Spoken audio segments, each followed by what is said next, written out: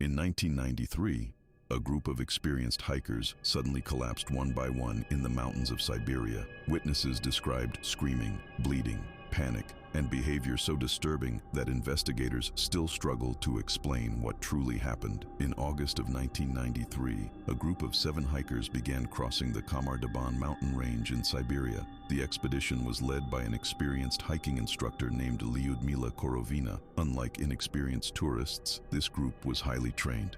They understood survival, cold weather, isolation. Nothing about the journey initially seemed dangerous, but on August 5th, everything changed suddenly.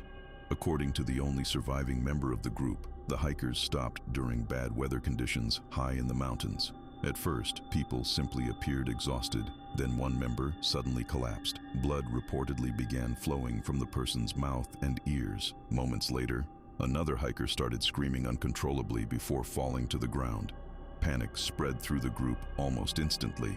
The survivor later described people behaving irrationally. Some tore off their clothing despite freezing temperatures. Others ran blindly through the fog-covered mountains in complete terror.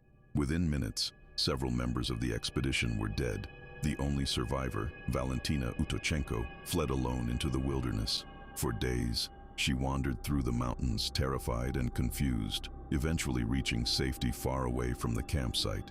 When rescuers later recovered the bodies, investigators struggled to understand what happened. There were no signs of violence, no evidence of another group attacking them, no clear environmental explanation, and yet the deaths appeared sudden and chaotic. Over time, theories spread everywhere: hypothermia, poisoning, military testing, psychological breakdown. Some investigators pointed toward a phenomenon known as paradoxical undressing, where victims of extreme cold suddenly remove their clothes before death. But that explanation never fully accounted for the terrifying behavior described by the survivor: the screaming, the bleeding, the panic, and perhaps the most disturbing detail of all: experienced hikers don't normally descend into complete chaos without warning, especially not all at once. To this day, the Khamar-Daban incident remains one of the strangest and least understood mountain tragedies in modern history. And somewhere in those isolated Siberian mountains, only one person truly knows what happened during those final moments inside the fog.